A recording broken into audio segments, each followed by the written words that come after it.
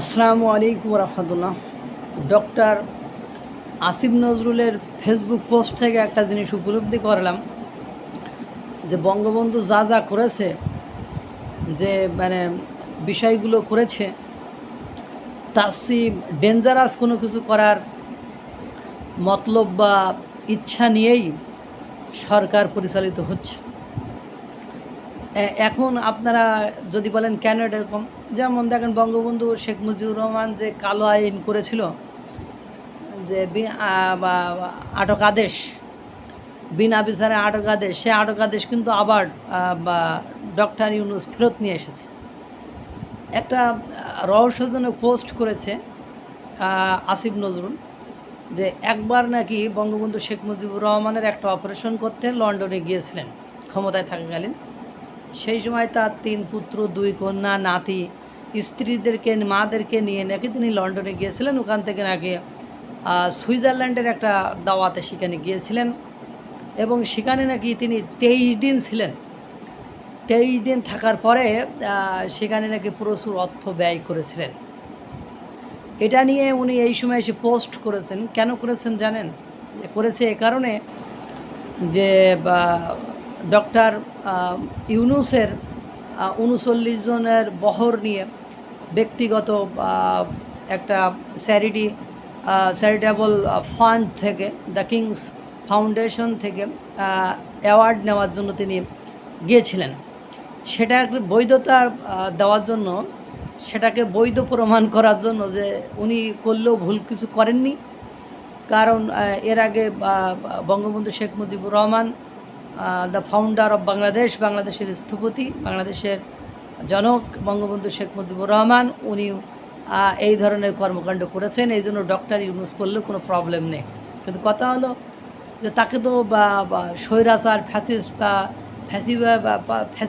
Fascist বলা হয়। তাহলে কি আমরা এখন ডক্টর ইউনূসকেও স্বৈরাচার আর ফ্যাসিস্ট বলবো? এবার দেখেন পাশাপাশি আরও কী করছে, তিনি একদলীয় শাসন কায়েম করতে চেয়েছিলেন, তাই এখন ডক্টর ইউনূসও কি একদলীয় শাসন কায়েম করতে চাচ্ছেন?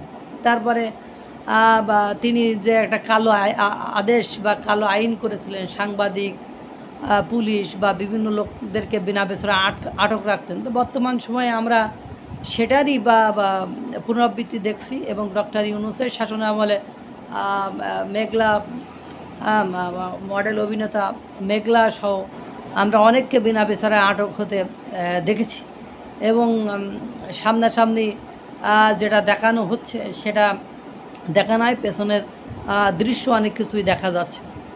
এখন কথা হলো যুগ পরিবর্তন হয়েছে, আধুনিক হয়েছে। আর উনি নিয়ে গেছিলেন ওনার ব্যক্তিগত পরিবারের চিকিৎসা হতে গেছিলেন, পরিবারের সদস্যরা সেখানে গিয়েছিলেন, আর যে কোনো একটা কারণে সে থেকেছিলেন। আর ইনি নিয়ে গেছেন কী কারণে? এনার মানে পরিবারের কেউ সদস্য, এনার সরকারের মহল।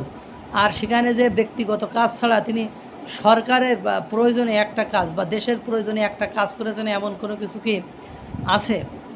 তা ডক্টর ইউনূস, আপনারা জানেন কথায় কথায় ফ্যাসিস্ট, ফ্যাসিজম, ফ্যাসিবাদের জনকও বলে কেউ কেউ বঙ্গবন্ধু শেখ মুজিবুর রহমানকে। তাহলে আমরা কি বলবো যে ডক্টর ইউনূস এসেছে বঙ্গবন্ধু এবং শেখ মুজিব যা যা খারাপ কাজ করেছে সেই সব খারাপকে মানে উপেক্ষা করে বা সব খারাপকে ছাড়িয়ে যে তিনি আরও চরম খারাপ কোনো কিছু দেখানোর জন্য? আমার তো মনে হচ্ছে বিষয়টি এই লেভেলেরই দাঁড়িয়েছে। ডক্টর ইউনূসের বিরুদ্ধে যে মামলাগুলো হতে যাচ্ছে বা ডক্টর ইউনূসের মানে ইতিমধ্যে আপনার এই ডক্টর আসিফ নজরুল সাহেবের মতো চিন্তাভাবনার মানুষের কারণে যেসব মানে কর্মকাণ্ডগুলো উনি নীরবভাবে সহ্য করেছেন, স্বীকার করেছেন, সেগুলোর ফল কী হয় সেগুলোও এখন একটা দেখার বিষয় হয়ে দাঁড়িয়েছে। আল্লাহ তাআলা সকলকে ভালো রাখুক, সুস্থ রাখুক। আসসালামু আলাইকুম ওয়া রাহমাতুল্লাহ।